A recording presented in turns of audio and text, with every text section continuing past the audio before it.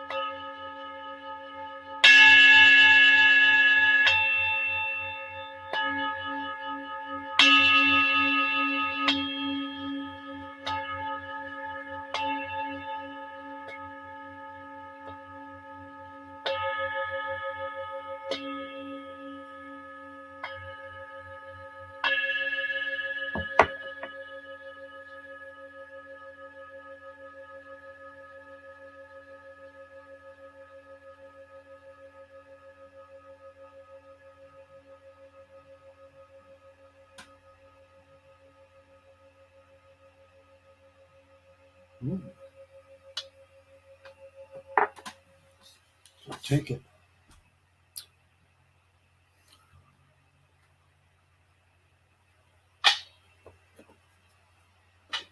Well, this is the first time ever checking me out. I go by 8 Wind is Timeless. I am the holder of the sacred infinite ball game created by the Hero Twins. I am also your galactic daddy-o, and this is my galactic patio, which spreads from Minnesota to the universe. And tonight's beer, we're going with Michigan, Grand Rapids, Michigan's very finest founder porter. So pop them if you got them, smoke them if you want them. Bottoms up. And we are puffing on the Hamilton device. And just for Savar Bomar Dakar essence, for the man who likes this way this stuff smells. And it comes in this fine, very fine bottle. Get your money's worth. All right. Now, this is what I wear. I wear this. It's real perfume, which has pheromones in it. You know, it's not poison. And on the other hand, if you look at this thing as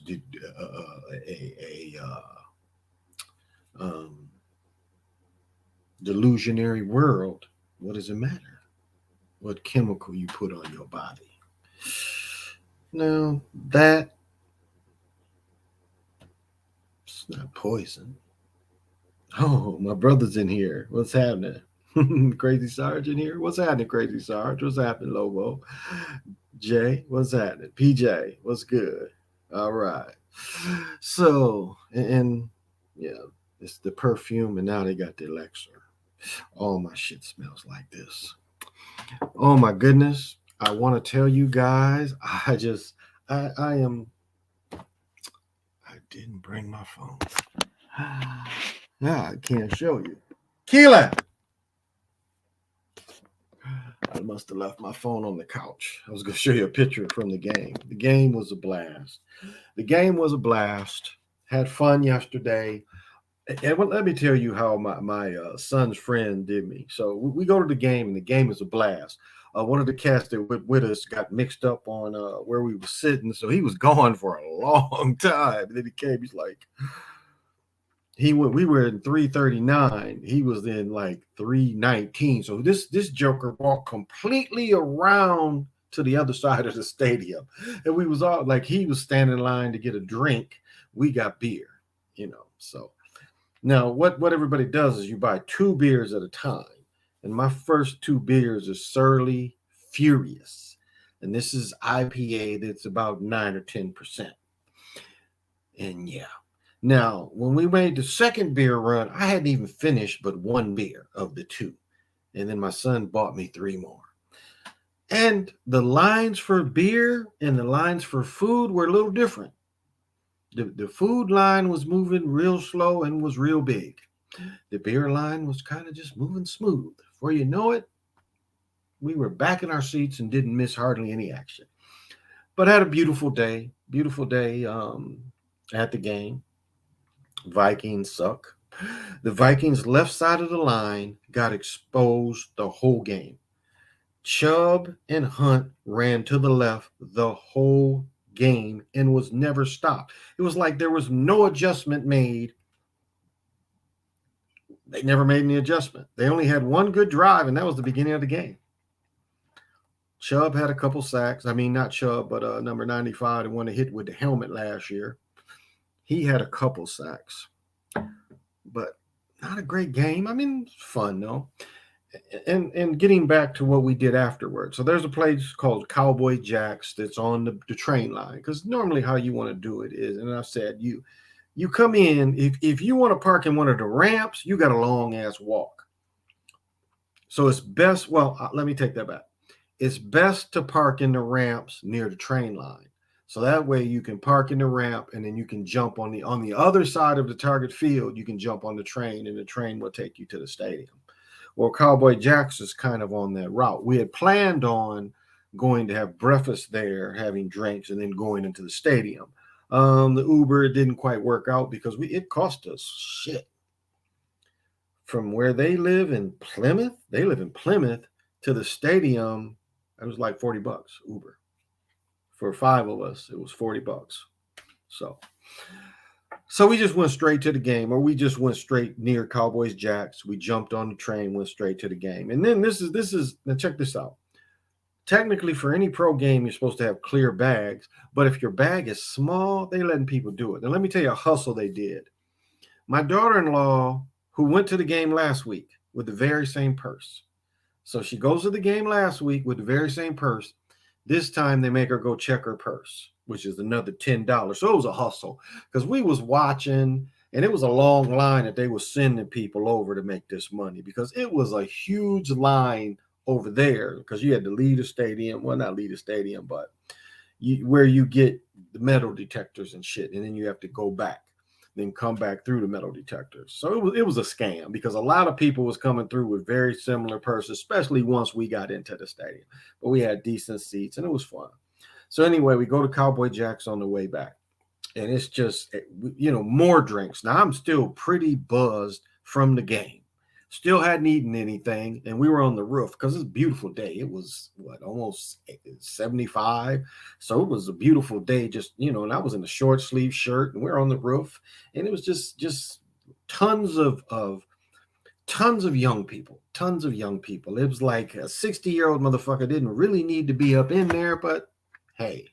I was hanging with my son, having drinks, and I was still pretty mellow from my pre-going to the game. I hate I didn't roll up any joints. That's what I should have done. Thought about it, but as the time got to going, didn't do it. So we go up on the roof, and it's just a lot of beautiful, beautiful people, a lot of beautiful girls. And what's interesting, and I'm going to throw this at people, this might be something that people don't realize when you see women and young women. And I learned this a long time ago in the MAC game. There's a difference between seeing a beautiful woman compared to seeing a woman for the first time. Because some people think they see women for the first time and they think they're beautiful. And people like really don't know the difference between seeing a different woman and truly looking at a beautiful woman. Some people don't understand that. I understood that and broke that code a long time ago. And it was funny watching the beautiful women and how they were reacting to other people compared to the girls that was really trying too hard because it was a bunch of them. So, but this is what my friend's best friend, since they was little, junior high guys, they're all 26 now. So he tells me about this chick and how she thinks I'm hot. Now, at 60 years old, I am anything but hot. I am still very dashing and handsome, but hot, no, not so much. I can't imagine a woman just seeing me and getting just all wet unless she's been with me before. So I kind of was peeping out. So she comes over and sits down. And she was like, I just want one night with you. And I'm like, that's hoe talk. I'm like, this is hoe talk. I'm thinking, this must be a hoe. And so, we was moving around. She moved out, and I heard Nick was saying, I think my daughter-in-law said, well, so-and-so is a hoe. And like, Nick's like, yeah, she's a hoe. But so I'm like not trying to buy any. I don't really need to buy any. Okay. What did he say? Lobo say, what cologne is this? Let me see. Oh, why am I stuck? All right. What is? Oh, okay. I'm tripping now. What cologne is that? I swear you put that up. Oh yeah, this shit here. I got that Paco Millionaire, I think it's called. Savage. But they got the new Elixir too. And this shit ain't cheap. This little bottle. I got points because I go to Macy's all the time. I think normally this is 125. I should have bought the bigger bottle. I had the money off, and I could have got the $150 bottle, which is double this one. I could have got that for 125. I think I got this from 100. I got some money off on it. I should have got the bigger bottle, but this shit stays with you all day. My sheets smell like this shit. This shit is the real deal. So Mr. Bomeyer's not poison. Lobo, what's happening? Run it up. Oh yeah, I had a ball. Oh yeah, I was definitely buzzed. Definitely buzzed. Oh my goodness. Miles a monster. Miles Garrett. Yeah, Garrett was killing him. He didn't have the 4 sacks like he had the other week. That's not far from St. Louis Park. Well, like you would have to go like way out 7. Like if you was in St. Louis Park to go to where Brennan and them live, like Bass Lake Road. They live off Bass Lake Road. So from St. Louis Park, you would have to go out 7, and then from 7 you would have to catch 494 looping around. And from that exit at Bass Lake Road, really you by Minnetonka. You know, like by the time you get out to 494, you're like, I want to say you're in Minnetonka, but then you go to 494, and then you would go down to Plymouth. So not terribly far, but downtown, far downtown. So, yeah, the pimping definitely don't stop. Yeah, the Johnny Depp. Yeah, that's a Johnny Depp commercial. So it was just cool being there. I was so buzzed, but by the time we left there and then went back to my son's, I watched the whole second, like the evening game between the Buccaneers and New England. I watched that whole game by my sons. I sobered up, and of course, I couldn't bring this into the game, so I left it at my son's, and so I was getting re-energized at my son's.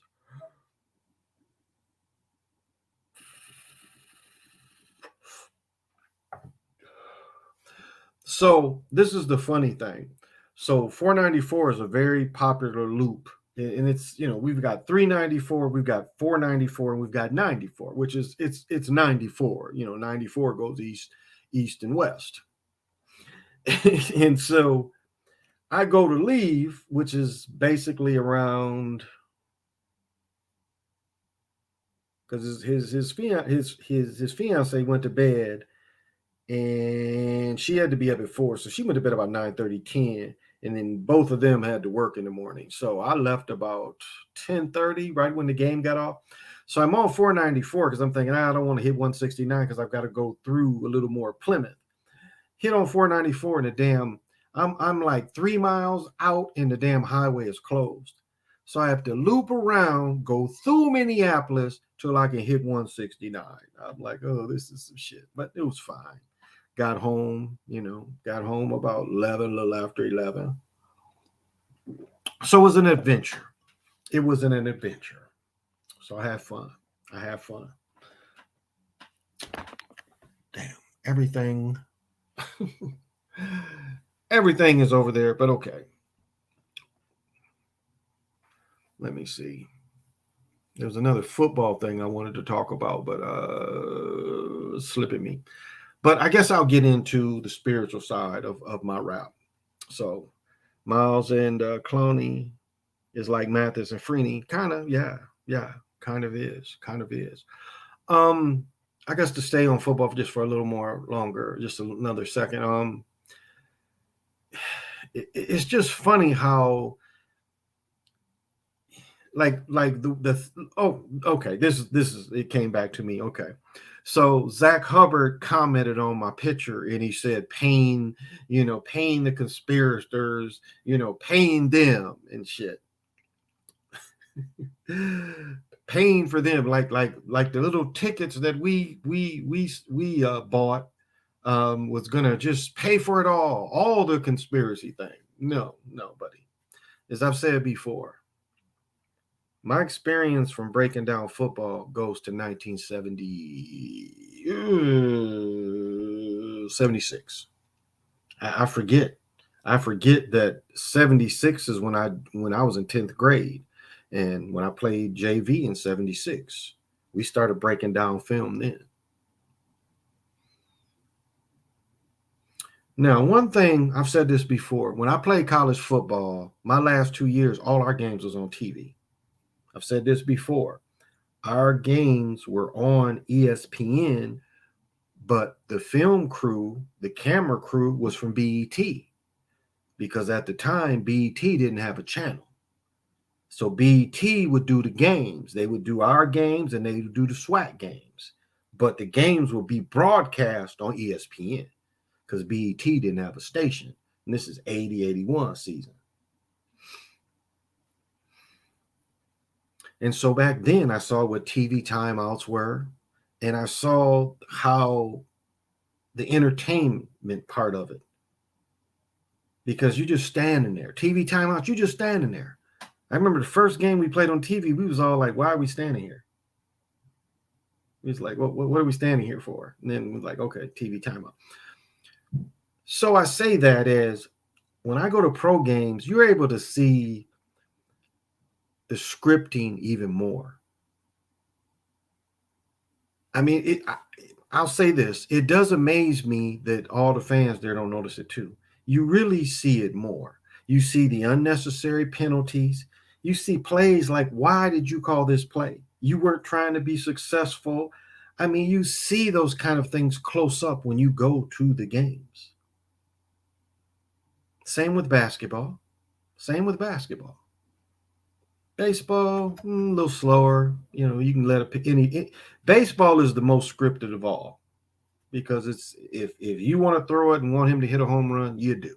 It's that simple. So being there live, you get the pulse of the script.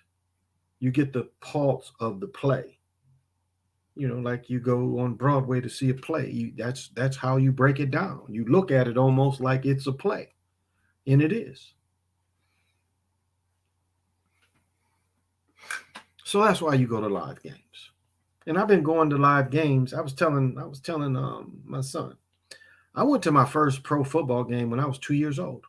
I actually was at a game where Jim Brown played, Deacon Jones and Jim Brown. When I was 2, going on 3, my mother took us to LA, which I didn't really, or California, not really necessarily LA, and around LA. And I come to learn that my mother tried to get a job out there. She wasn't successful because she had a childhood disease, and she was trying to transfer. She's working for Bell Telephone. So she was going to transfer to Bell Telephone out there. And because she had some disease, she didn't get the job. But we knew somebody and we went to the game. So I went to my first pro game at that age. Now, I didn't go to another game until I was about 11. Now, I'll say this, I'll step back.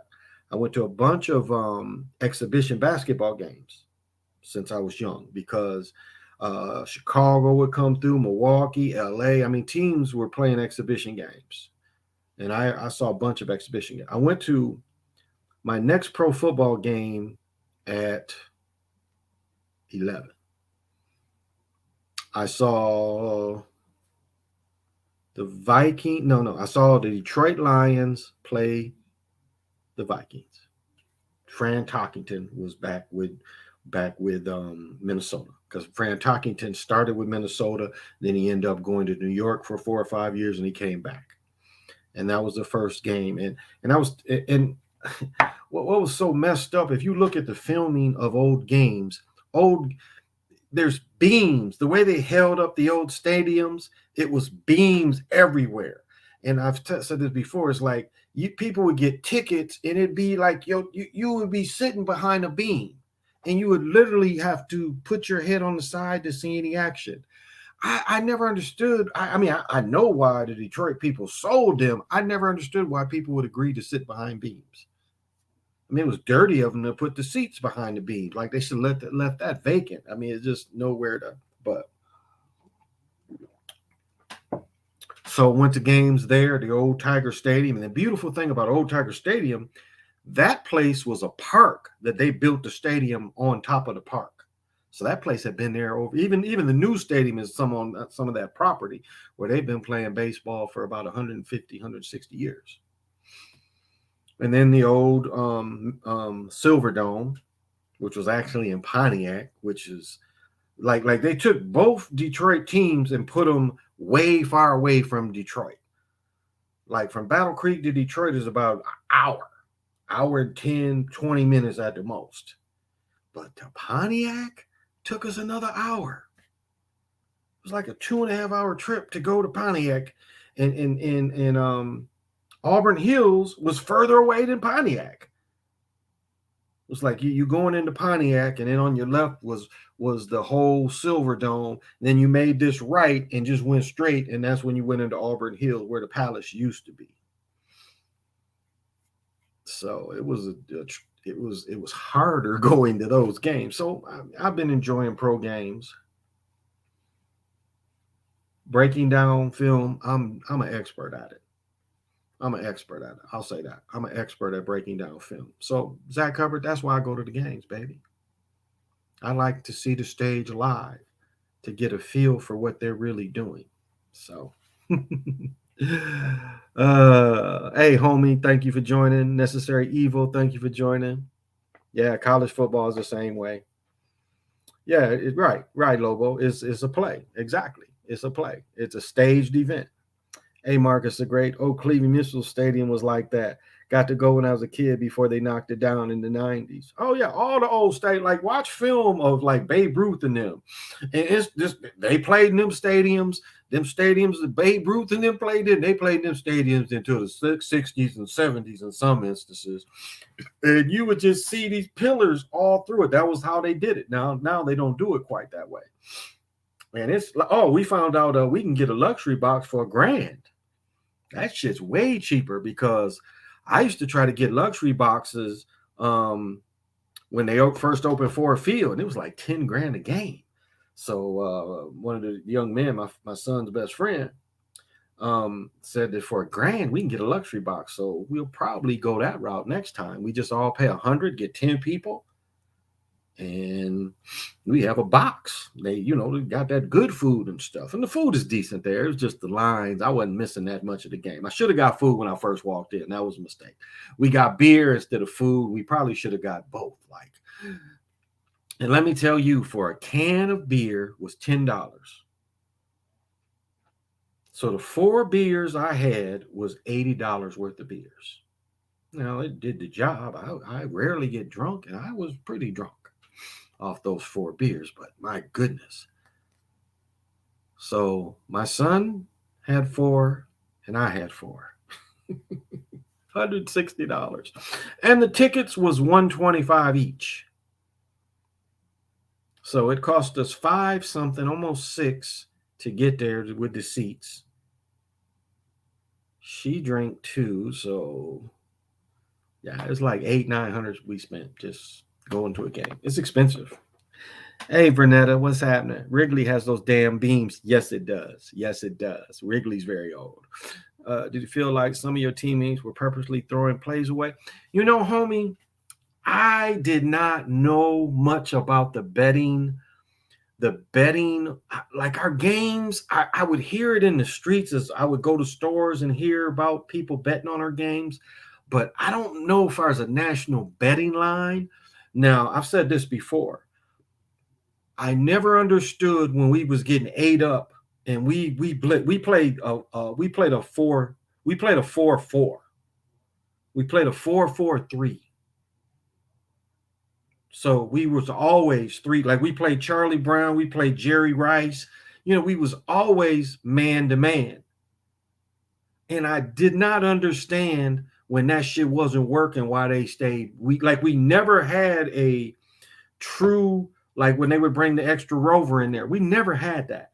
Never had where that linebacker would be dropped back and play us another safety. We never had that. We played a straight 4-4-3. And the coaches always relied on blitzing. And my coach was an old Veer coach where we ran the ball a lot. As I showed improvement my junior year, they started passing more and more because I was playing well. And so, I was getting 4 or 5 targets a game. But defensively, I never understood some of the defensive concepts. Why we never, like, the coaches would never even bring in a different defense other than the whole time I was there. We had the same defensive coordinator. All 3 years we ran a 4-4-3. Now, say like one of our guys got drafted by the Lions, and he liked bigger DBs, big safeties, but he really liked big DB. So on one side we had Rob at about 6'1", Tim, who got drafted by Pittsburgh. Tim was about 6'2", and then I want to say Funk played safety, and Funk was about 5'10", 5'11". Funk could bench press, though. He could bench press probably a car. One time I think he had one of the bench press records. But like that part that never made sense to me. And we had Tennessee State the year we won the Gold Bowl. We had them. They called 2 holding penalties, touchdowns, long touchdowns. They called 2 touchdowns back, and they beat us by 1. So we had Tennessee State. And see, that's where the refs come in. The refs be cheating and shit. I made one catch where I landed on the ground. My hands hit the ground first, and I caught the ball literally like this. And I don't know if the ref was shaking his head because he couldn't believe I caught it, but I clearly had my hands on the ground with my fingers like this. He didn't give me the catch. So the referee stuff too. Now, when we played up in Howard, we were supposed to play in old RFK Stadium. It rained, and so they made us play on their practice field. And I've said this before. We had a play where they beat us 6-0, but we had a play where the quarterback had faked everybody. He was running down the sideline untouched, and the refs blew the play dead. Because they thought the fullback had the ball. So everybody ran to where the fullback was, Watt running down the side. Nobody touched him. And they called that play back. So that was shaky. It's kind of like the old Roman gladiator setups. They charged $13 for a bottle of Bud Light at Neyland Stadium.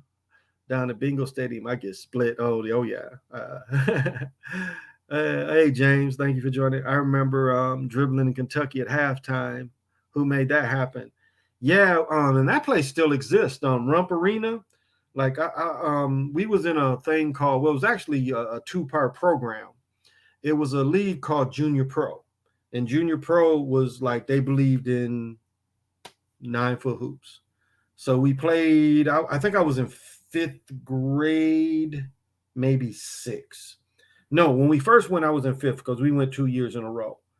And so the second year, the national finals for Junior Pro was in Kentucky at Rump Arena. So all these teams would come, but there was two parts of it. One part was like a drill basketball team. So we would just do different drills, and you got graded on how well you did the drill. So we went around Michigan doing the drills, and we won Michigan. So it qualified us to go to the national finals. And it was the first time, like, we didn't win, but we performed decently. But we didn't get to play. It was teams that played. We had lost, especially that second year. That first year, I don't remember who we lost to, but that second year we lost. A team from Ypsi Landing went down there. But it was like the first time I saw a dude spin 1, 2. He put 1 in his crotch. He had 1 in his mouth and 2 on his fingers. What is that? 3, 6 balls. This dude spun. He sat down and he spun 6 basketballs at the same time. And this was back in 74, 75. We got to see Secretariat. I don't know if my brother remembers that. I don't know if you remember that. We got to see Secretariat 2 years in a row. So it exposed us to basketball. And then my brother went down. He was young. Golly, how old could you have been? 4 or 5, maybe? Yeah, something like that. You were probably 4 or 5. And my brother was like, he just took one of the balls and he was like just dribbling out at half court. Everybody was cheering for him and shit and was clapping for him. He was little. So yeah, that was a fun time for the family. It's loose rigging. and the pros is full-blown scripting. So is college, though. Don't give college a break. College is full scripted too. If it's a betting line, the game is compromised. And that's what you have to remember now. If it's a betting line, the games are compromised. Like now, my college is in Division One. They play Colonials. What is that conference? College of Charleston Conference. They're in that conference. James Madison, maybe. But they're in Division One, and it's a betting line for all the games. So all the games are now scripted. So, I ain't lying. Salute. I usually don't get unless they play my Broncos. So yeah, I mean, college is full, especially the bigger schools, of course, have the more how do I want to say this? Their scripting is a little better than the smaller colleges. I'll say that. How can they get them kids not to spill the beans? That's something I wondered about. That's a good point. However, what you have to know about most of I've said this many times, and I'll repeat this. When you play college sports, these are lifetime affiliations. Lifetime affiliations. I mean, I'm still friends. Like I got my friend in Miami. We talk about once a month, once every other month. Facebook, all my teammates. So these are lifetimes affiliations. And so, as I've said before, say you don't play pro, but you got an interview at such and such company. You call your coach or you call one of your assistant coaches, one of your teammates. Do you know so-and-so that works here? And I think you know them through this. Then can you talk to them for me? Oh, yeah, I know so-and-so to talk to so-and-so to talk to so-and-so. So you don't risk that. You don't risk that. You don't try to break that chain that's going to make you successful. Because if you hold on to this chain, it'll make people successful. So that's why. That's why they go along with it. It is a lifetime commitment to your success. And so if you do the Larry Johnson, you be put out. And Larry Johnson has controlled opposition. Hell, when Zach asked him, "Well, your game script," and he played at Penn State, he said, "I don't think so." Dumbass. Come on. You could have had a bet. He wasn't prepared. See, he wasn't prepared. They put him out there, and he wasn't prepared for that question. That was a good question, Zach. I'll give it to you. That was a great question, Zach. So, hush money could play a factor. They do, but the lifetime commitments. I witnessed the Volt outright throw games when I was there. Not surprised. Yeah, so hush money, of course, but more than money, careers. More than money, careers. They can give you careers. So always keep that in mind. That's how it is. You go to college and you see these athletes that didn't graduate. And I've told this story before about my friend who was one of the first in Michigan to get pinched with if you have over 240 grams, you got life without parole. The same thing white boy Rick got. Life without parole. So he did 16 years for a non-threatening crime, a non-killing crime. He damn near got life. Life used to be 20 years for non-violent crime. And I've said this before. The people that he worked with was like, gave his girl $250,000. He ain't never say a thing. He took it in the chin, did his 16 years. Got out of prison, started working at this factory that one of his teammates owned from Michigan. He's got all the passes to be on Michigan's sideline. Once you play for a college, you can stand on the sideline. They encourage that to bring the other players back. And he used to ref with us, still refs. So he got brought back in. He got taken care of.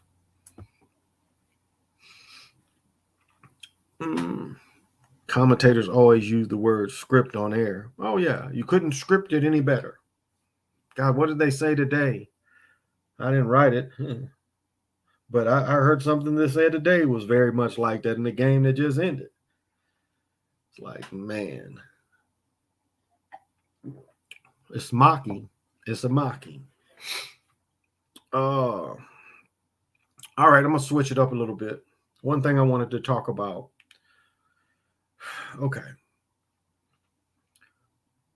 For your spiritual well-being, there's two things that you really need to get in hold with, and two words that you really need to replace other words.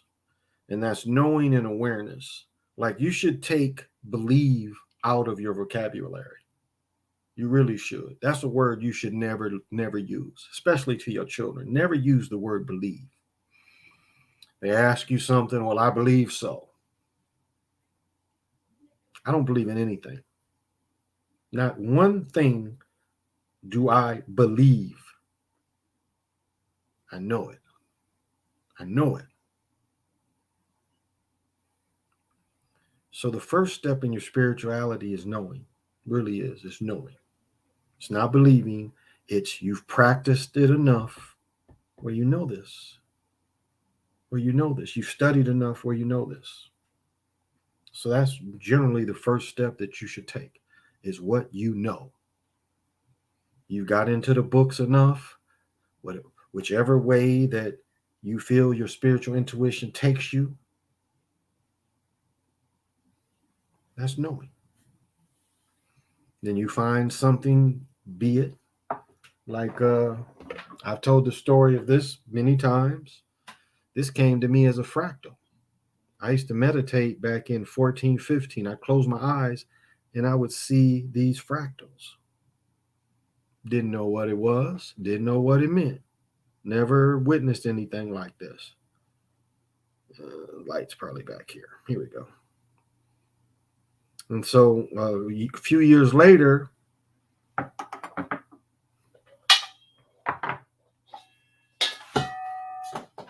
bought the bowl first, and the bowl has it in there. So this is the first way I experienced the Virgin. It's like this.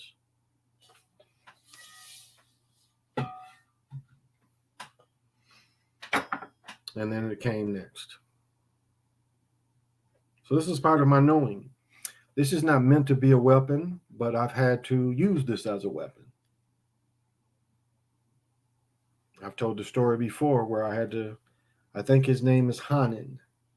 He's the Monkey King. I was living in the tears of Brahma and had to use this as a weapon. Now the next part,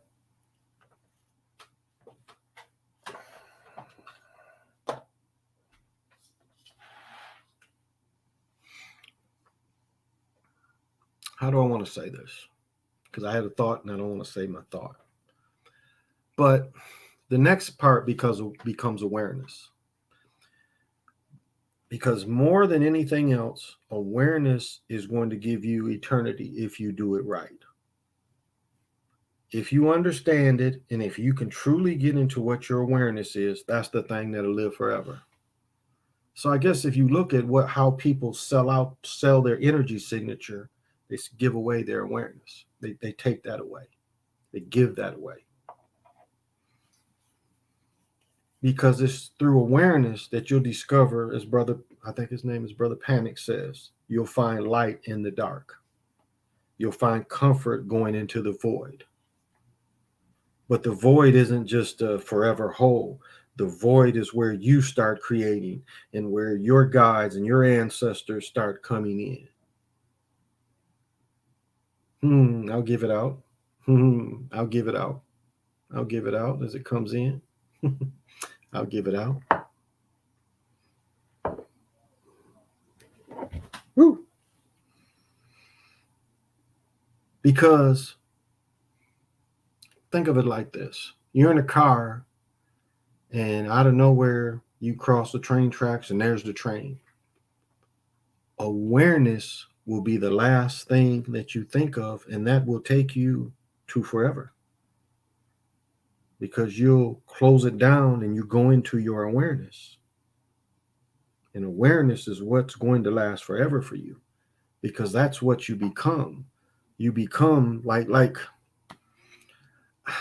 I bring up quantum situations because that's the best way I could say. That's the best way I could tell you. And let me change up a little bit. Quantum. Now, I've told people that Ant-Man, the Wasp, shows quantum somewhat, interstellar somewhat. And I know this is going to sound funny, but it's the easiest way for people, I think, to understand. Quantum is more like when you make a sandwich and you start layering the meat on top of the sandwich. I know, and not only that, you roll the meat over. So you fold the meat and you put these layers together. Quantum is more like that than what they try to show you as these little particles floating. It is more like the layers of reality. And I hope that's not too much, but it's more like that. It's like you go into a layer and then you experience the quantum gardens, but you experience each layer. So it ain't just like one thing. It's a lot of things piled on top of each other. Now, I can't say I've went through, I haven't, but that is kind of how it is. So everybody can experience that if you understand what is coming for you or coming when you move on. Because when you move on, you just become more of a quantum-like being, because that's what this real reality is. Without all this shit, it's just you and your awareness. I mean, that little head that you hear talking is what's going to last forever. If you haven't sold it or you haven't compromised it. I mean, we're fooled into thinking that all this shit is what we want. That you need riches to line your tomb. You know? You got to line your tomb. You know, they want to tell you these motherfuckers had to kill a bunch of motherfuckers and lay them all around you. Think about it. If you were the king and they're about to lay you to rest, especially if he was from South America, you already knew what was coming. He's telling you what's coming. He's telling you what's coming. He didn't need a bunch of dead bodies around him. He already knew. And some say he might have been the first documented to go through these different layers and kind of give you this. So he wouldn't have needed a bunch of dead motherfuckers around him. But again, this is what they want to tell you. They want to give they want to tell you, because they did human sacrifice, it had to happen in America too.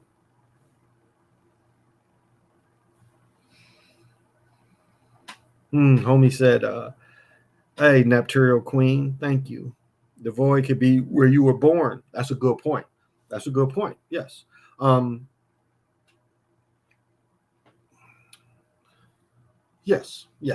Yes. Brother Bomber said it most beautifully. It was like when you're in your mother, you are living in two different realities at the same time. You are living what you was before, and you experience being in the mother. So your awareness is like going back and forth, because your awareness is enough to say you chose this route. But you are so strong, you're strong enough to kind of keep ties with both worlds until it's time to push out. And once you push out, you break that chain of the old world that you were connected to, or the other part of reality that you were connected to. And it's almost like all that gets wiped away too. It's almost like a wipe, because you lose that. Most lose that remembering of going back and forth until it's time for you to come through. You know, you become ignorant. Then you have to do it all over again. And that's why you don't want reincarnation. You don't want reincarnation. because you got to start all over again.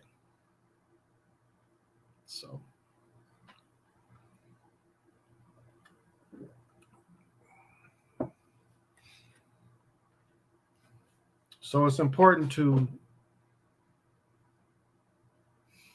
hold on to your knowing, hold on to your awareness as much as you can.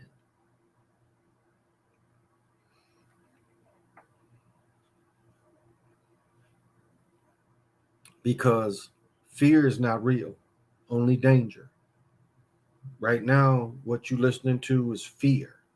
This is their greatest fear program they've ever put together.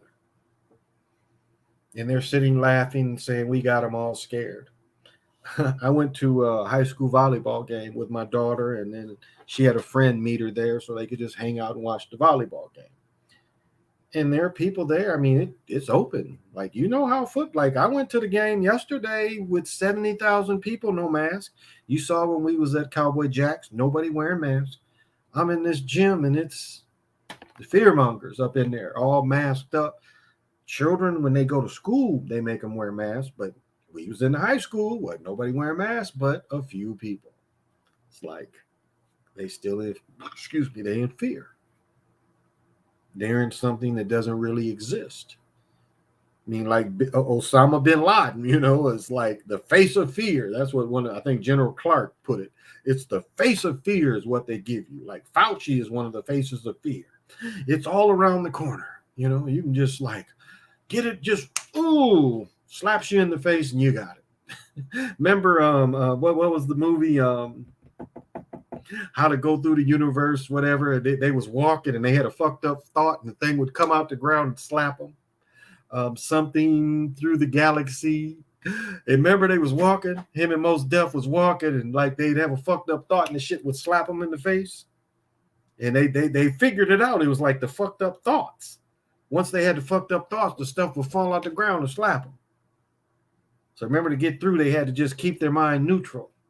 But that was a great point of what we're looking at today. It should be some shit like that in the ground. Like, get the fuck off me, fear.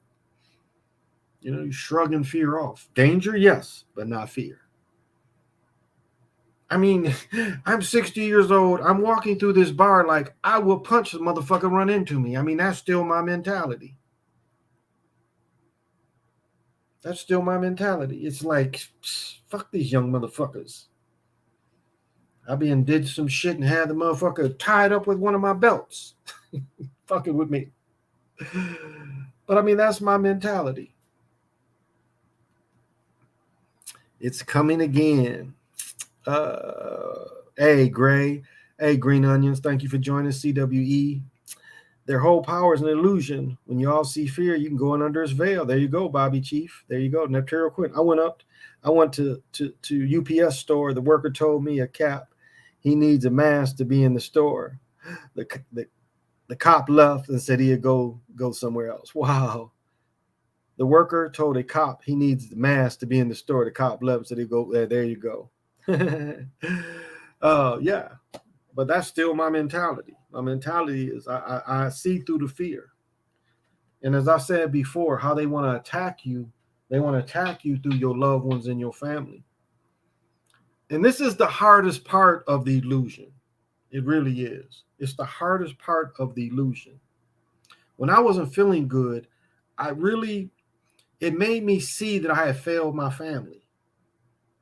Because my family was upset of me being sick and something happening to me. So I failed them. I failed them. In a way, I failed myself. Because through their concern, it showed me how I didn't accomplish enough. I didn't make them understand enough.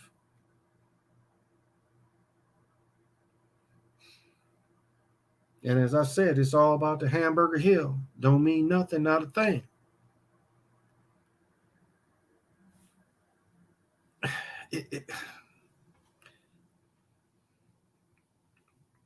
I mean, just to tell you this is an illusionary experience, it's hard for most people to grasp that. Do you know how many times I've watched cars drive into another car and they didn't crash? I saw it this evening again. Cars basically hit, but they didn't hit. How was that? There's a light up the street from me because I live off of two main highways. And it's like, I see it all the time. A car turn and like the cars should hit and they don't hit. And I've seen it enough to understand, but it's like, look how fake this shit is. These cars crashed in each other, but they didn't crash. So this thing is getting weaker than it's ever been because there's a lot more mistakes. There's a lot more mistakes than there's ever been like that. Now, I know most people don't pay attention. You in traffic, you thinking something else. But look at how many close calls you see. I think that's the first. And I have a supreme command over driving. I understand the energy and what's pushing behind that. Again, I've went through that many times. The troll under the bridge is how driving is. I mean, did you see there's supposedly somewhere on the West Coast they done spilled a bunch of oil, but they talking about they don't know?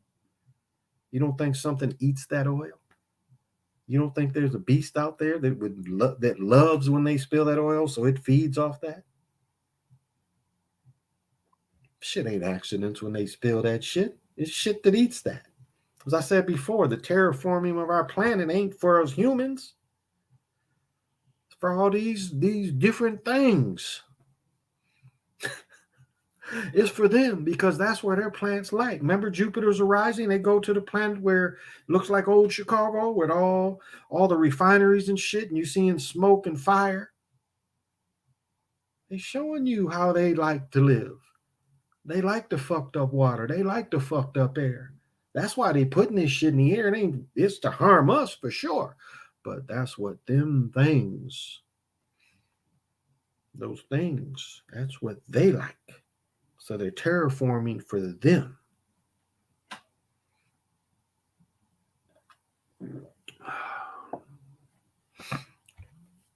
Because they love the illusion. That's the thing they don't want to tell you about the aliens is they love the illusion. They love it. So they've helped put this together for years and years.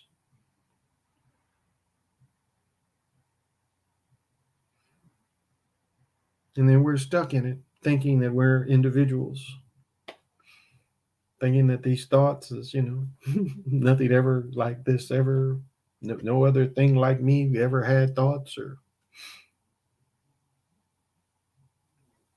I mean, don't you see how the push for religion is over the top?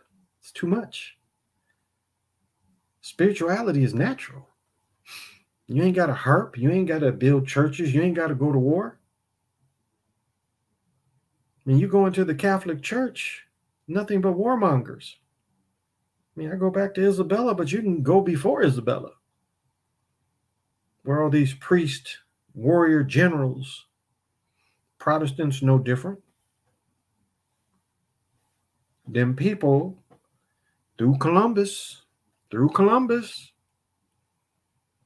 they talk about the genocide that supposedly happened to them. They don't talk about their genocide in early America. Because them peoples was put out of Spain. A lot of countries wasn't taking them. So them peoples came over here with Columbus and the Moors. Don't give them a break too. They work with them peoples too. Don't give them a break because they was with them.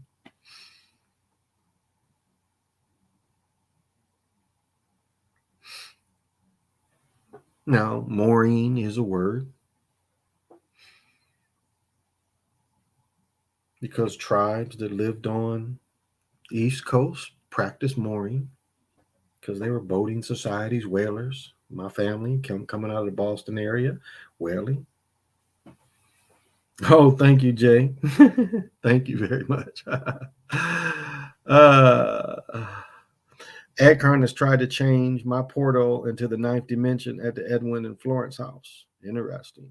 I think we talked about that before. It's a whole paradox. We are all under different illusions that interact with one another. That's well said. And it's fluid. Understand that as well. Is like that. See, that's the thing with the car shows it's a fluid kind of thing.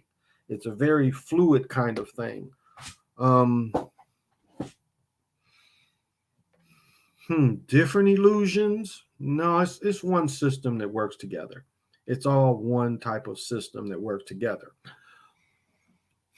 But with saying that, what you have to understand is there's subcategories, and subcategories. So yeah, it's but that's because of the fluidness of this system, and the system moves. It's like the system has to make you think you're going to the future or something. Remember, my age, we saw supposed to be flying cars, and I've said this before. In the reality, where Patterson just didn't make buses, where the Patterson stayed with making cars. Yeah, the world drove the Pattersons, and the Patterson made a flying car in the 80s, like the Jetsons said. Yeah. That reality where melanated people are in charge. They showed you a movie with John Travolta. There's realities where we didn't let all this bullshit happen. It's a lot of them realities, let's say that. It's a lot of that. Where the melanated people didn't do what's happening now. Where America, they was able to beat them. Kept them mostly up north. And they brought the Patterson down south. And the Patterson became the #1 car in the world.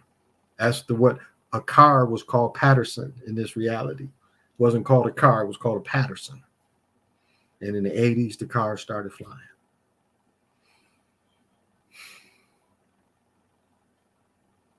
But that's not, hey, Lorenzo, thank you for joining. And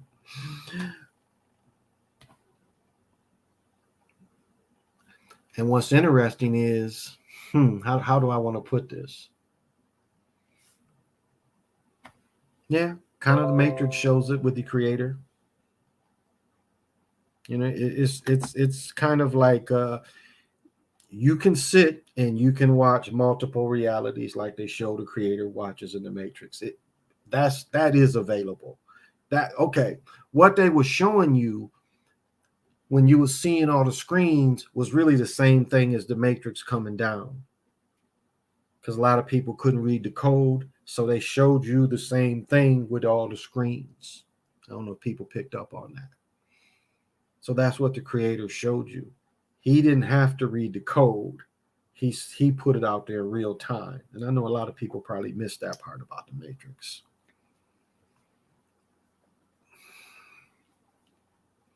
I don't know if I want to release this part. I'll release a little bit of it. How do I want to say this? Okay, I'll say it like it is. I'll say it like it is. And I've said this before, but one thing about us is you keep getting beaten over the head with something, you eventually figure it out.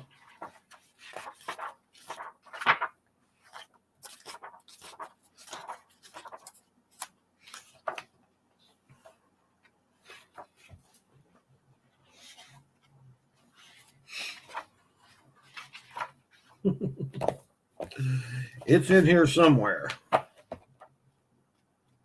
just want to find the blank one.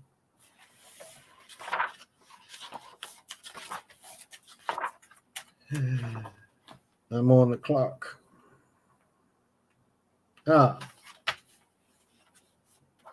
not the blank one. All right. Maybe this will even make it better. All right. The format for the generation of the geometric figures. Again, you have the idea. Okay? You have the idea. Now, they call this the head, necks, and the bodies of it, how you put it all together. But again, these are each realities. And I always say that this system, you put your ideas in here. And then they're real realities. So your idea actually lives Like I was showing, each little screens, you see the little screens that your reality goes through. And then what's called the daughters, the mothers, you go to the next. So see, your idea is narrowed down, but it's still these realities. So again, you seeing them on the screen. Then you go to the final two. And the final two is clear to what your idea is, clear to the real outcome. And so you look at this screen and you look at that screen. And then it helps you come to your conclusion in real time.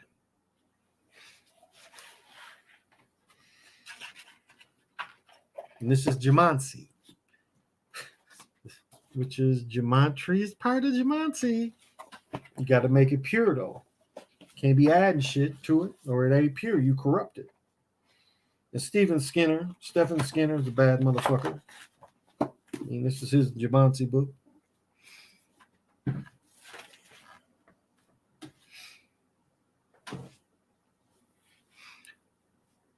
Trying to make it a type of hell, but I knew it was only the jealousy of a bitter, phony entity. There you go. Well, thank you, homie. I'm glad you appreciate that, Marcus the Great. Like you see, I'm not selling nothing. And I like brothers that bring out good information. That's why I like Quantum of Science. He ain't never sold shit. His shit ain't monetized or nothing. I mean, I saw where he was with them peoples on a couple occasions, but he brings some good practical stuff of how to deal with this. Brother Bomber. And the Brother Bomber's a salesman. I don't hold that against him, but yet there's a hustle.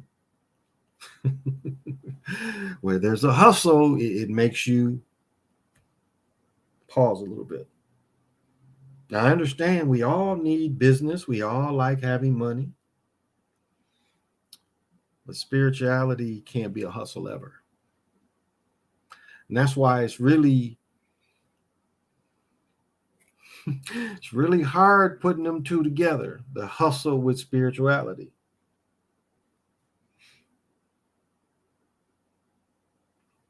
As I said, the guy I get crystals from, he can't feel the crystal energies, but he knows the value of the stones.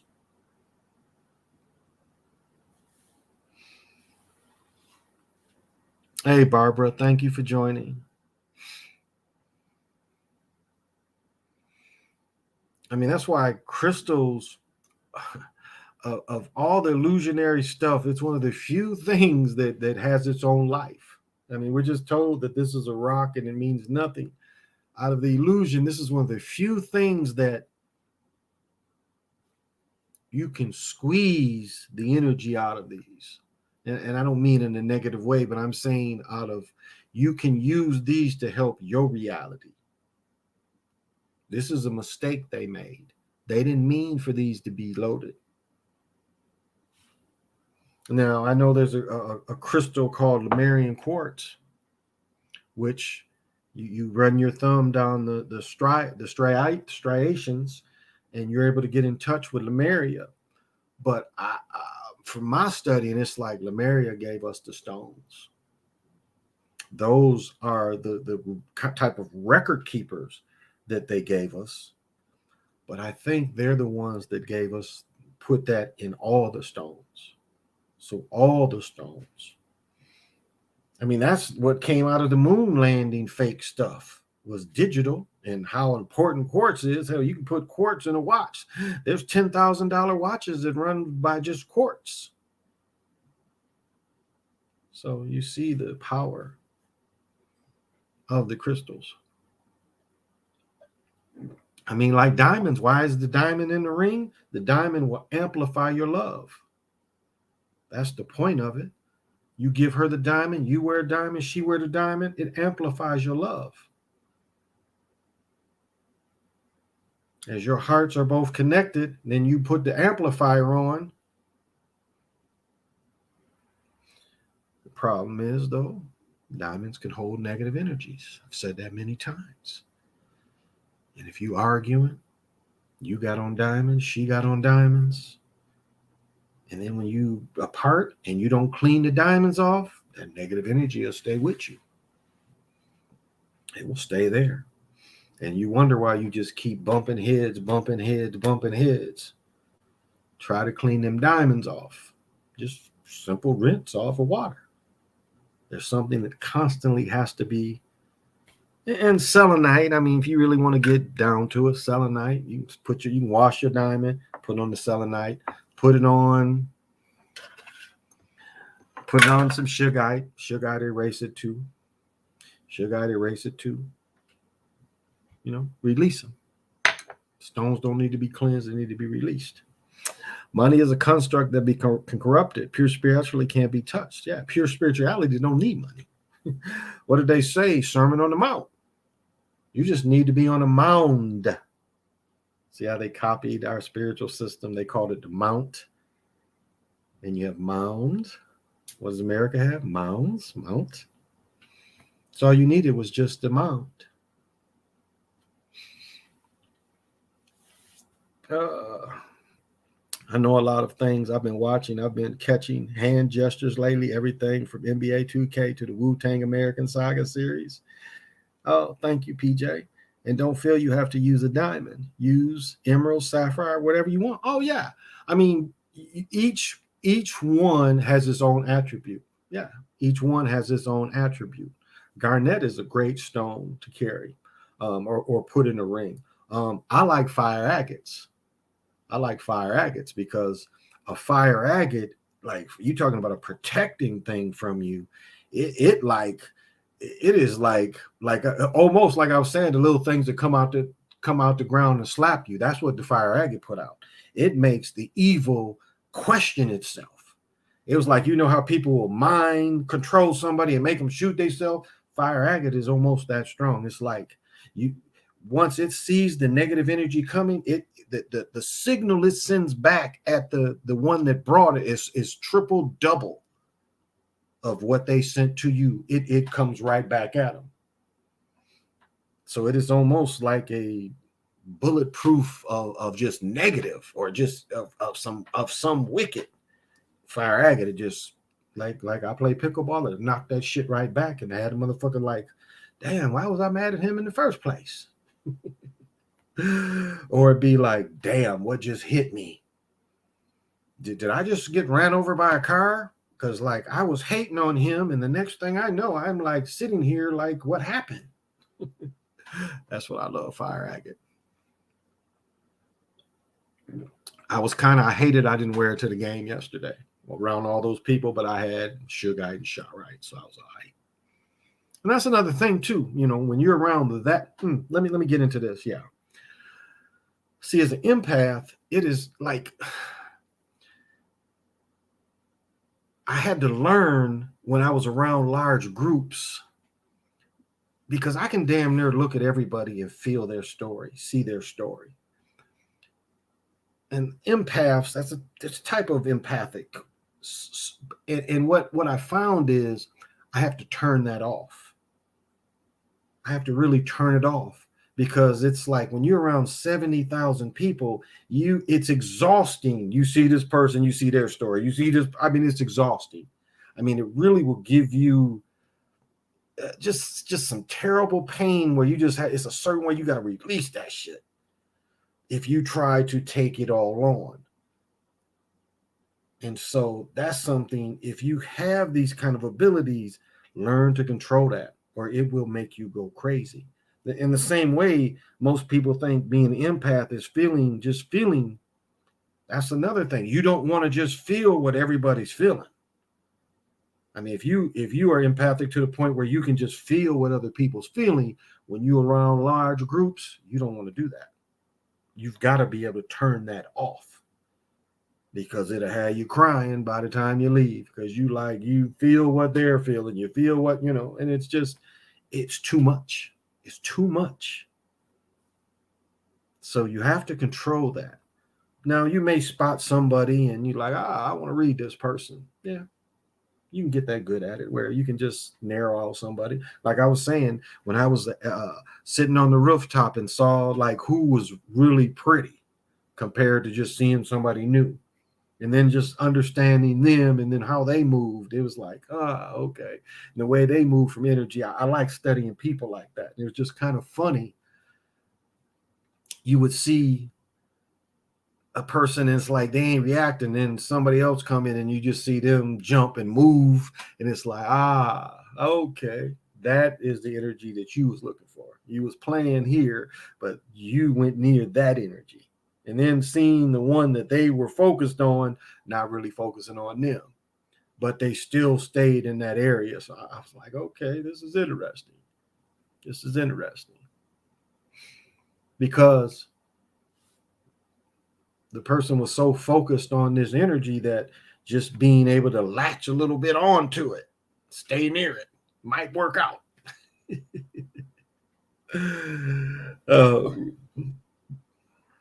And shout out to Brother Nick that tried to buy me a young girl. I don't need that, Brother Nick. I'm not really interested in that. Then the chick called him when we left, was like, you guys left. I didn't get his information. I'm like, I wasn't going to give you my information, honey. I'm not paying for you.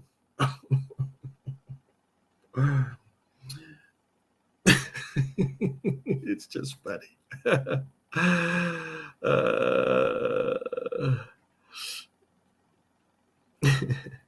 It's just funny. It's just funny.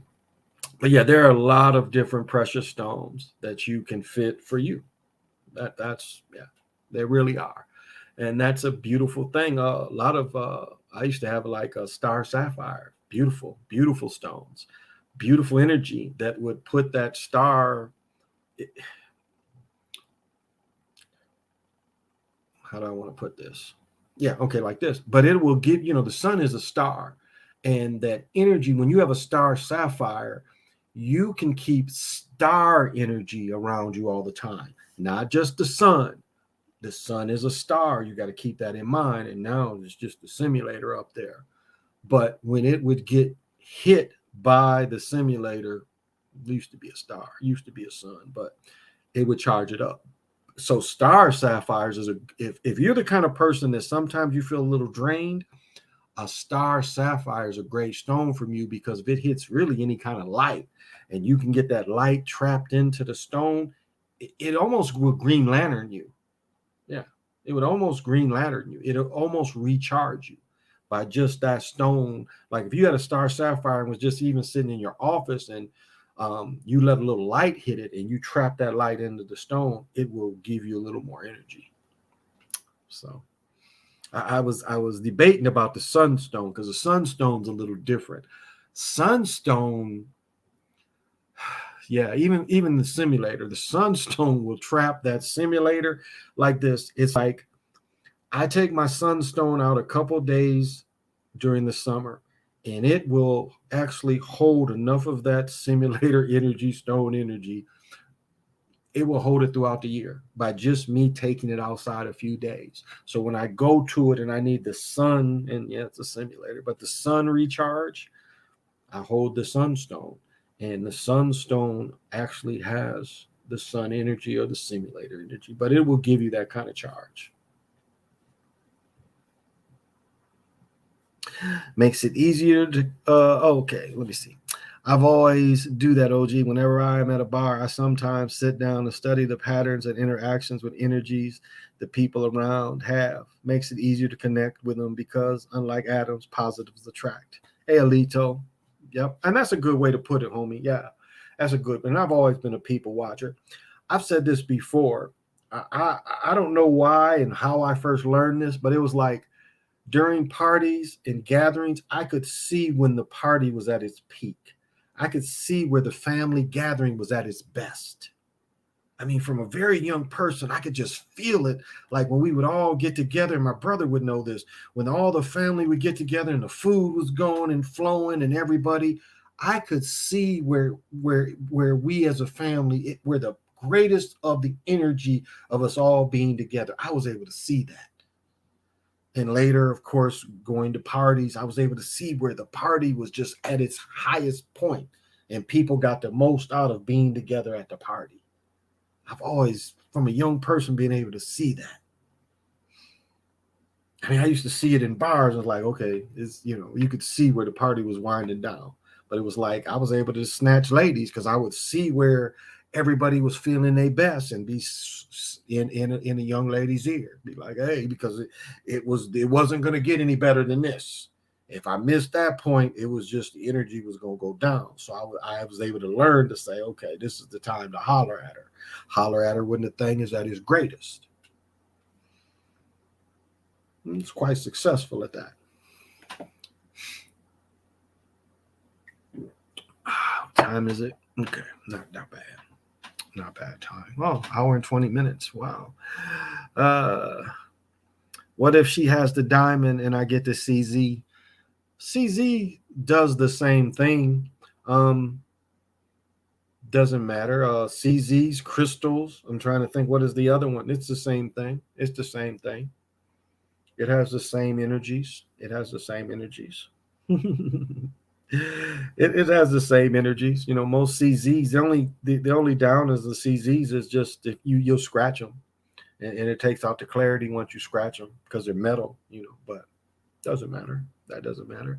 We recognize that climax when you see the energy winding down. You can sort of jump in and delay that decline, and nobody will ever know it but you. That is a good point. That's a good point, because what's funny is, and this goes with that, it's like you can I'm glad you brought that up, because one way to bring that energy up, you can like shift somewhere else in the situation. So if you're in a bar, you can kind of go to the other side. You're at the house, let's say you're in the living room, you go to another room. Yeah, you can kind of keep that peak there. I agree. I'm glad you brought that up, because yeah, and what's funny is that you mentioned it. It's almost like you want to keep it on your shoulders for a little longer. So you hold that because you feel it, and you can hold that, like, and that's the best way I can explain this. Like, you can hold that on your shoulders and you just shift somewhere else. And like you said, the meter will go back up. But it's like you can hold that on your shoulders. That's the best way I can explain it. It's like, okay, I can hold this for a little longer because maybe your rap ain't going the way you want to, but you can shift, and the thing will give it temporarily a little more energy. Yeah, and you kind of hold it on your shoulders. It's interesting. Glad you brought that up, homie. That's a good point, because it really like that. It really is like that. What did they say when Jesus turned the stuff into wine? She was like, hey, his mama was like, hey, this shit is, hey, we getting it on, bro. What's up? Shit, what's up? Like, damn, mom, I'm trying to save the world and you want some damn wine. Look, boy, just hit the shit. You just give us some more wine. What's up? Boom. We got more. Keep it going. Keep it going, baby. Keep it going. It's one of the few stories that tell you that point. You put it on your shoulders. Keep it going. Glad you brought that up. But that's what they're talking about, where he turned it into wine. He kept keeping it going. Keeping it going. Keeping that good, positive energy, that loving energy of the marriage. I mean, you can get into the marriage chamber, It's a lot of that. So that's the marriage chamber goes into the pearl. That's a very Gnostic kind of way. I mean, even in the Gnostic Bible, they talk about.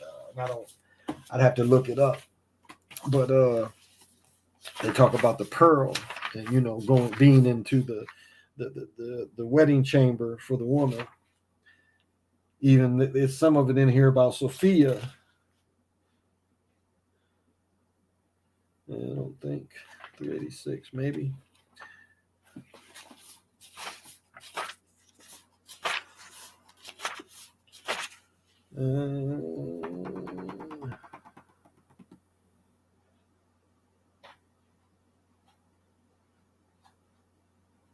Okay. So this is the Song of the Pearl. When I was a little child living in my father's palace in his kingdom, happy in the glories and riches of my family and that nurtured me, my parents gave me supplies and sent me on a mission from our home in the east. From their treasure house, they made a cargo for me. It was big, though light enough so I could carry it myself, holding gold from the highest houses and silver Gazak the Great, rubies of India, opals from the land of Kushan, and they gilded me with abundant that could crush iron. Oh, didn't quite catch that. First time. 386.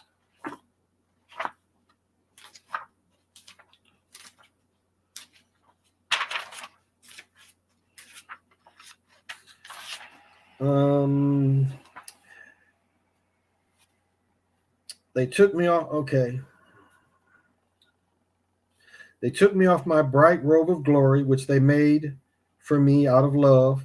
They took away my perfect purple toga, which was woven to fit my stature. They made a convent with me, wrote it in my heart, so I would not forget. When you go into Egypt, bring back the one pearl that lies in the middle of the sea, is guarded by the snorting serpent. You will again put on your robe of glory and your toga over it with your brother over our next rank, and you will inherit their kingdom. This doesn't go into, let me see.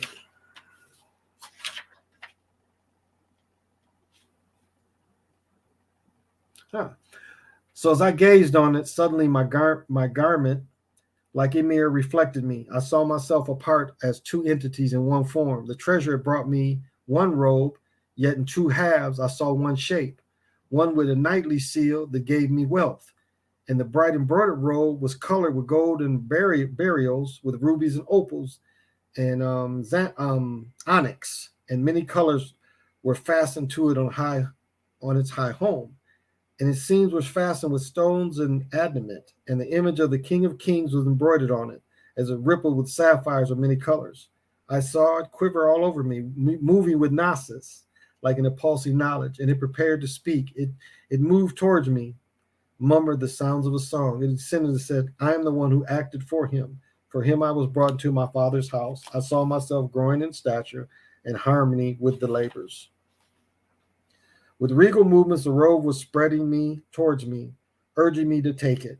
Love urged me to receive it. I stretched forth and received and put on the beauty of its hues. I cast my toga of bright colors all around me. Then I clothed myself and ascended to the gate of salutation, admiration. I bowed my head in the door. The majesty of the Father sent it to me. I fulfilled his command. He fulfilled what he had promised. At the gate of his princes, I mingled with the nobles. I was happy through me and received me, and I was with him in his kingdom. His slaves praised resoundingly. Slaves, huh? He promised me that I would journey soon with him to the gate of the King of Kings with my gifts and my pearl, and I would appear before him. So didn't try to make that sound so preachy. Honestly, when I have people watching, I look for for that one cause and effect. It snowballs from there, and that's when I see their story. Interesting way to break it down. And it's funny. It's like sometimes I run into people, and some reason the story is given to me. And it's like I don't even look for the story. I normally, most of the time I'm out, I turn it off. But sometimes the story comes to me, and it's like, damn. It's like, damn. It's like out of nowhere. It's like, damn. It wasn't easy for you, was it? And then sometimes it's just, I'll say this, though. For especially empaths. Yeah, okay. I'm glad I've thought about this. This is for the empathic people. That's how you see these non-humans. Like say you're open to feeling feelings and you see two things happen.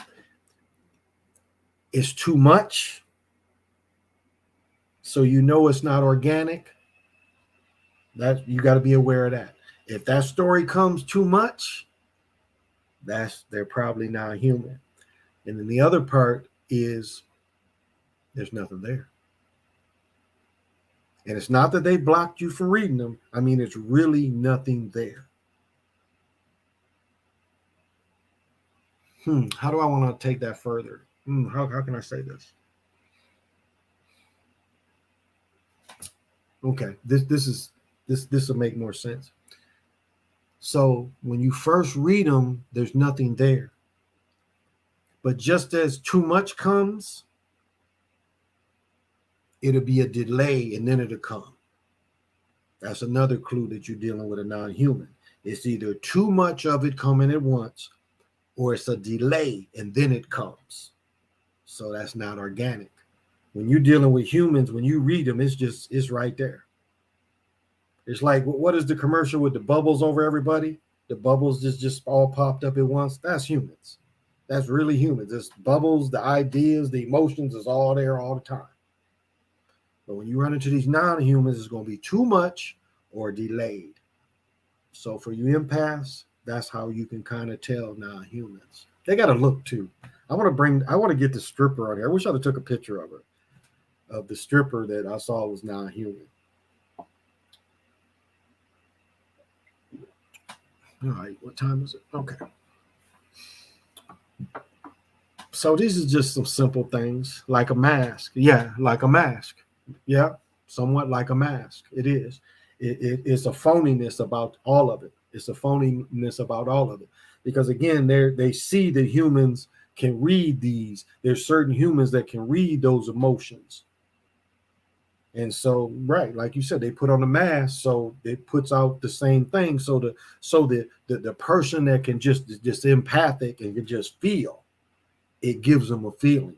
Like you give, like, if for the empaths that are just simple feelers, so you just going around feel, and then so you know they don't want to be a void. You know, they don't want to be nothing. So they can put out that, so just the feeling empaths can still feel them and it doesn't get their curiosity. Just the simple feelers. But the people that go a little deeper, you know, they got to put something out there to satisfy the person, that the empath that's a little stronger. They got to put a fake thing out there. The mask is a good way to put it. It masks what it really is. So thank you guys. Thank you for adding that. That's a great point. That's a very great point. And so, you know, my empaths out there, that's how you want to, if you want to know what's real and what ain't human around you. And even this, we look at what the reality is. They are still, as I said, these non-humans want to be famous. I mean, I've never seen so many non-humans in the movies and sports. I mean, it's like ridiculous. Oh, just change it up. Did y'all see Michael Jordan won? You know, Michael Jordan backs Bubba Wallace, and Bubba Wallace won. He's the first brother to win a NASCAR race since Richard Pryor. Richard Pryor, you know, Richard Pryor was NASCAR racing in the late 50s, early 60s. You know, what was his name? But Richard Pryor, when he was about to marry Pam Grier, they'd have never had children, but yeah. Grease Lightning, maybe the movie where he played Wendell. I can't think of Wendell's last name, but Bubba was the first one, and I think it was like right on 60 years too. So I know Zach could probably break that down, that Bubba Wallace won since Wendell, wherever Wendell's name is. I can't. The dude Richard Pryor played in the movie. I think it was Grease Lightning. The Richard Pryor, maybe. Wendell Scott. Thank you, Manny. Wendell Scott. Yeah. Since Wendell Scott. Hello, Chief. How are you? Love listening to you and speak history and occult. Nothing but the truth. Thank you. That's very kind.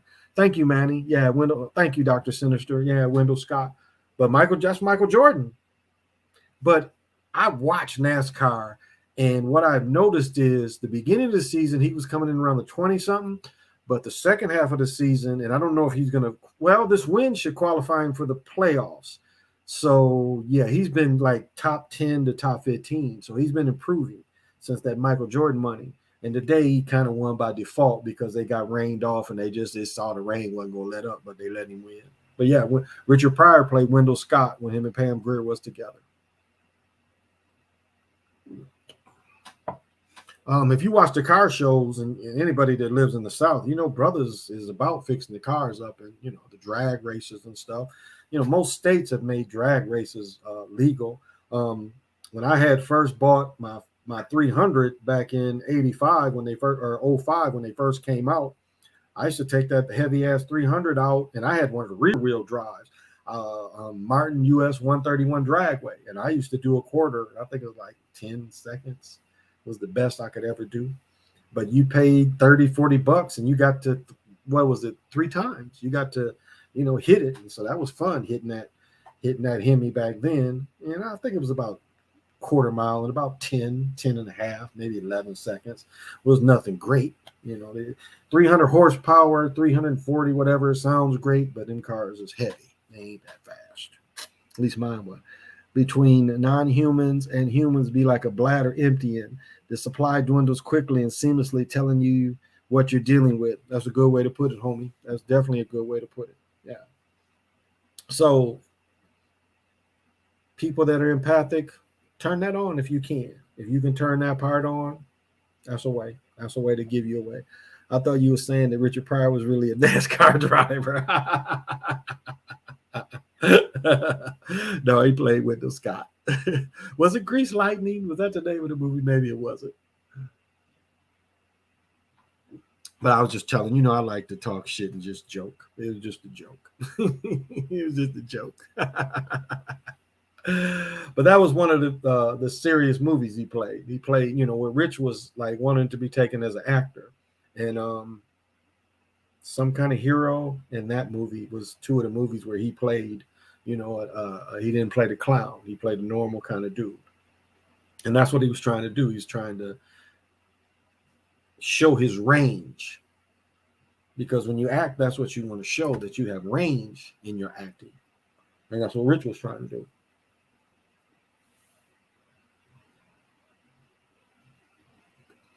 And it's funny, Rich really could have changed the world in acting.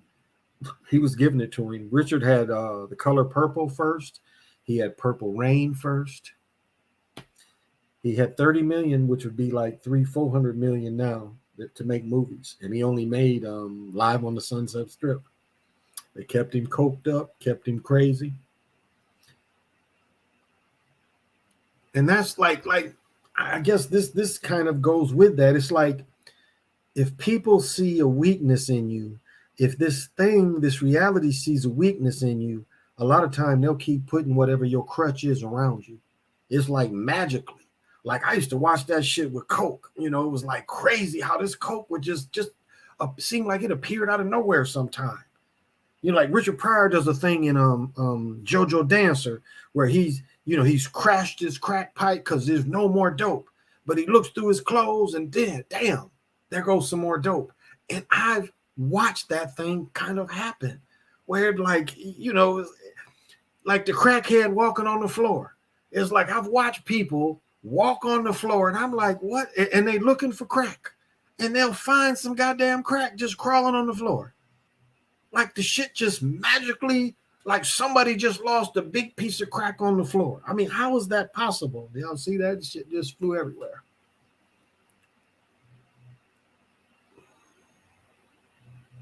Don Lemon. Brewster's Millions, a classic. Oh, my favorite part of Brewster's Millions is the very beginning where Richard get his money, and he gets his money. It's with John Candy, and John Candy's trying to understand. And Rich says, "Are you with me?" And John Candy's like, "Hell yeah!" He said, "Let's go." That was my favorite part. He's like, "Are you with me?" And John Candy didn't know what was going on. He's like, "Yeah." He's like, "Let's go." And then Richard gets this big mountain of money to spend that he had to spend with no assets. Shit, like if you looked at the Richard Pryor show with oh gosh, what is his name? Oh, what is his name? The Soul cartoon where the dude is doing the karate and stuff. But if it was that Richard Pryor would have went through the 80 million just snorting it all compared to that Richard Pryor in the cartoon.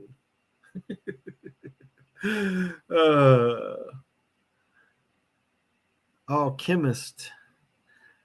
What's happening? Thank you. Coming from Atlanta. All right. I hope all is well. Alchemist Handbook. Okay. Thank you for joining.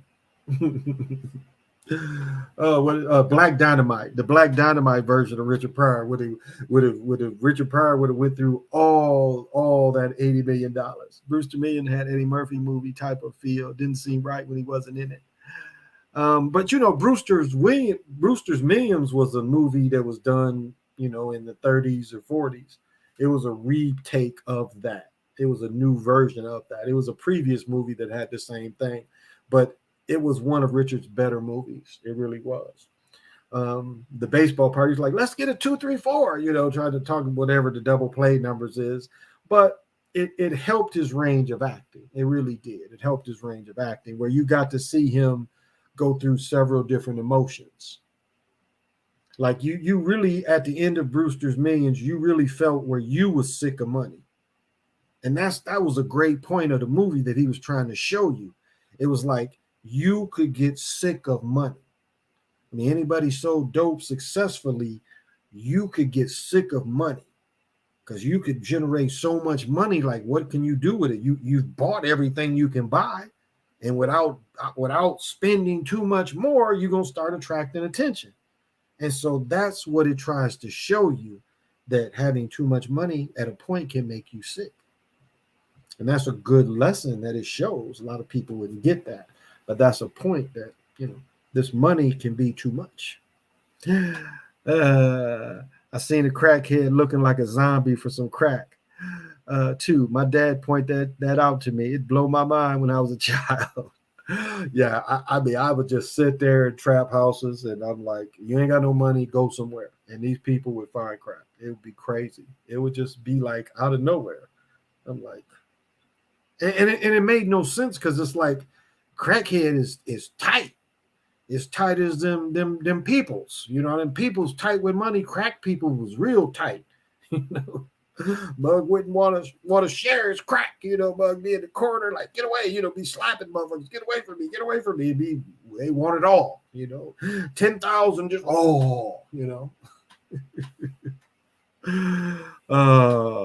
It's just funny. It's just funny. That's all. Well, I think I'm gonna tie it in. Not sure when I'm gonna come on again. Wanted to give a little bit of everything, feeling a little spiritual side. And it just shows, you can't be one dimensional.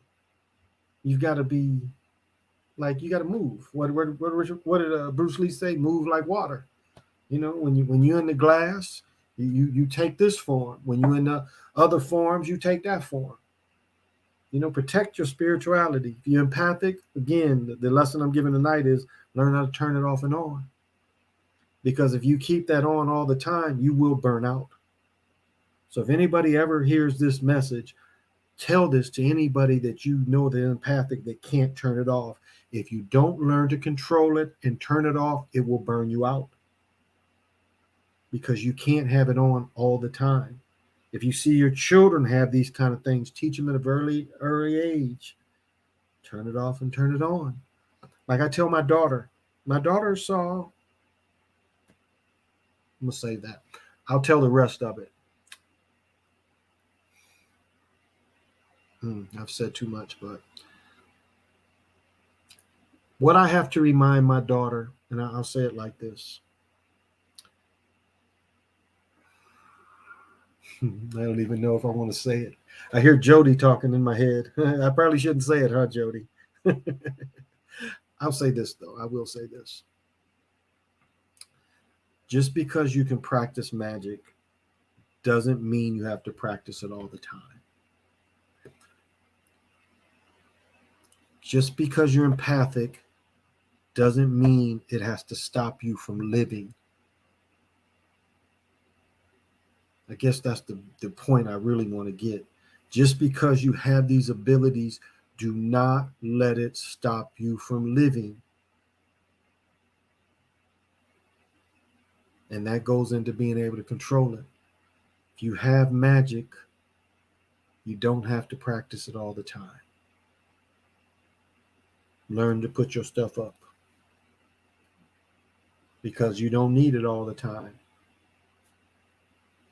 It's like having it in your bag. The food carries a bag.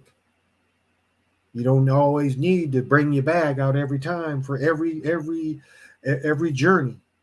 You don't need everything in your bag all the time. You have it in there for when you need it, but if you don't need to bring your bag out and you can just handle it, just handle it. You don't need to use your magic all the time.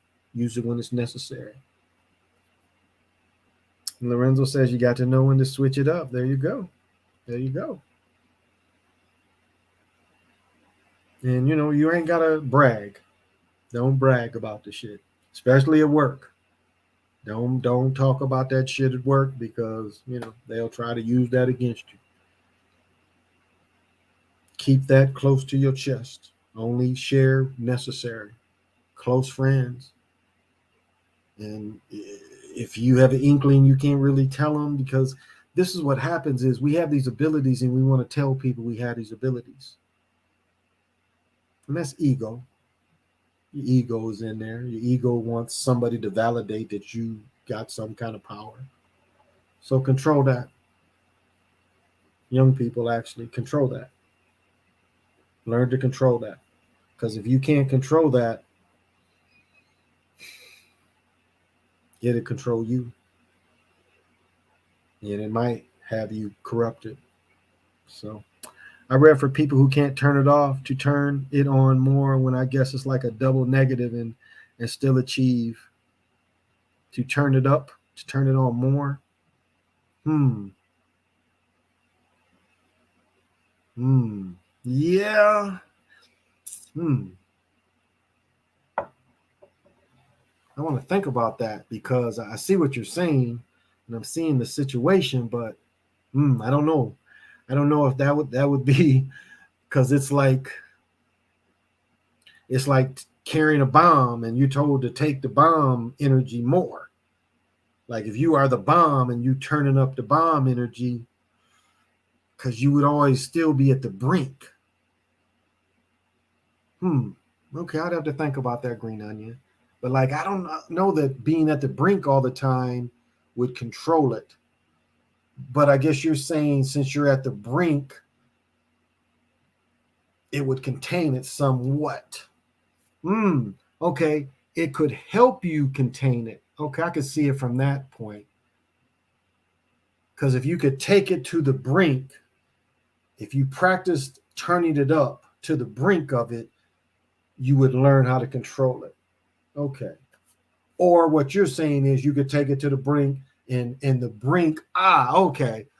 So you take it to the brink and the brink would extinguish it. Okay, I see that point. You turn it up so much that it would drain itself. Okay. Okay, I can see that. But the rush of turning it up,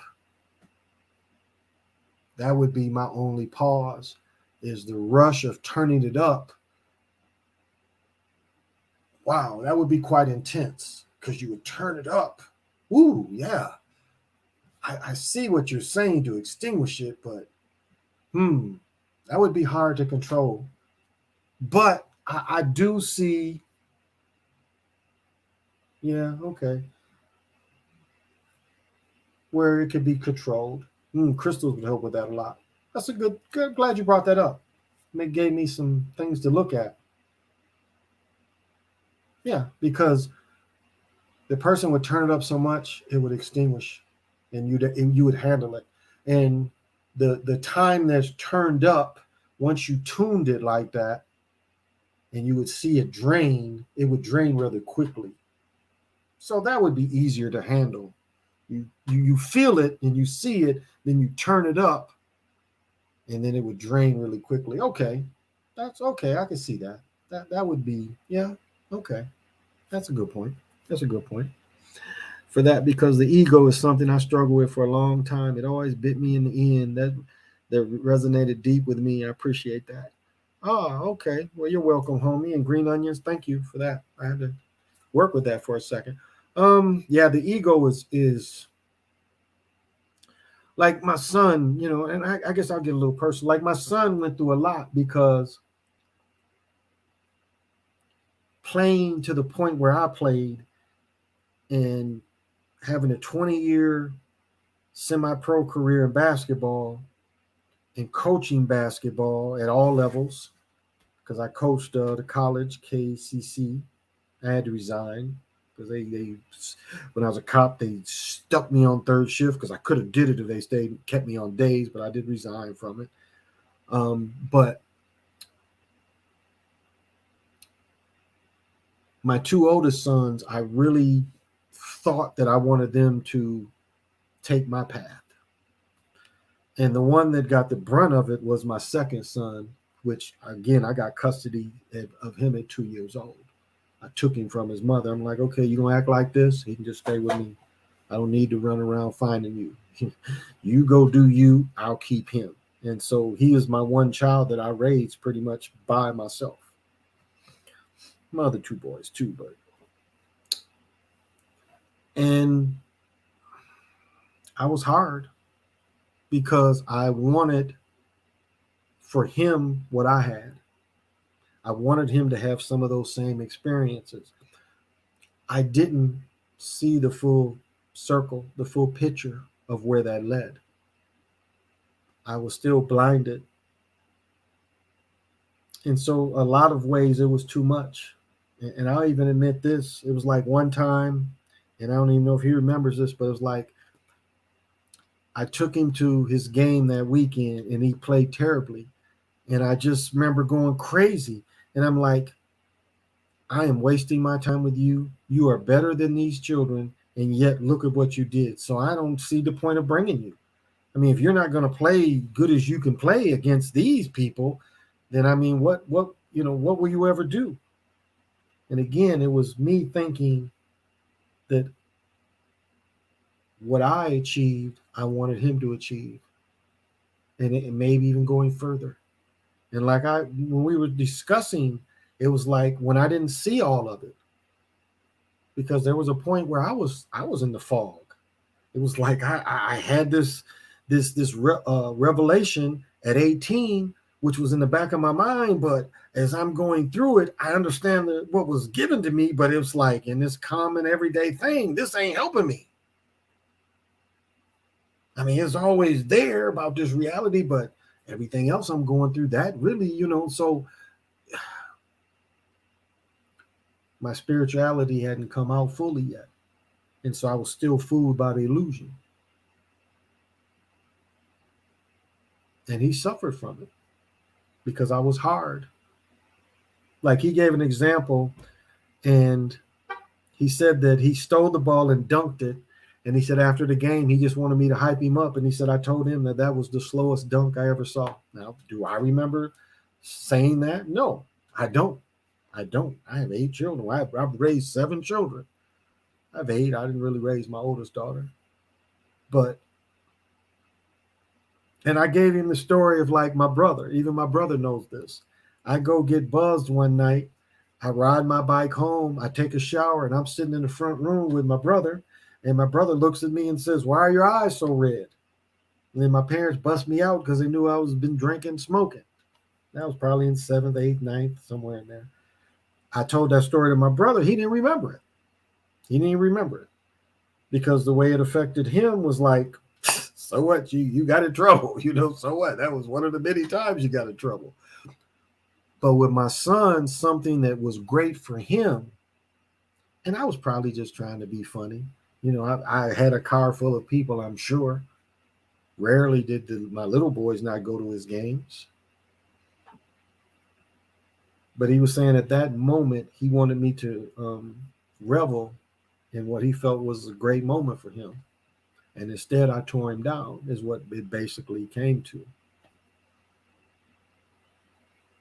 And that's, when I read it, it says it all starts with a gentle sorrow. It really does. So I don't have my notebook to read more, but I still give you more. I am another yourself. What do I think about the BMF show? I'll say this. It's just people who can't turn it off to survive when they practice the other. I got you, a green onion. Thank you for bringing that up. I understand it now. I had to run through it and look at it, and that's a good point. What I didn't understand about the BMF people is I know that family. Now, I don't know them 2 dudes. They're younger than me, but they're Flanois. Now, the Flanois, now I don't know if that's their real last name, but I know some Flanois in Kalamazoo, Ralph and Wayne. It was Flanois, the name they're using. So I don't know if that's their real names, but Flanois family was the name I used.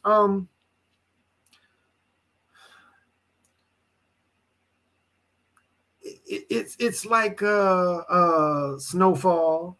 It's again like trying to think. It's like Live and Die Trying, 50 Cents, whatever that 50 Cent movie was. It's the same kind of thing. It's that same kind of thing over and over again because back in them days, people was still Detroit was heroin was king. Wasn't really crack like that. It was heroin.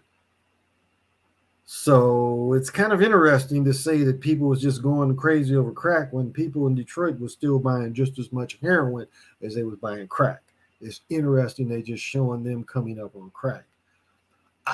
It made them look like stupid gangsters. Like when the dude gets shot in the face, I was just thinking to myself, okay, you done put a gun on these dudes at the meeting, and now you walking around like lolly da.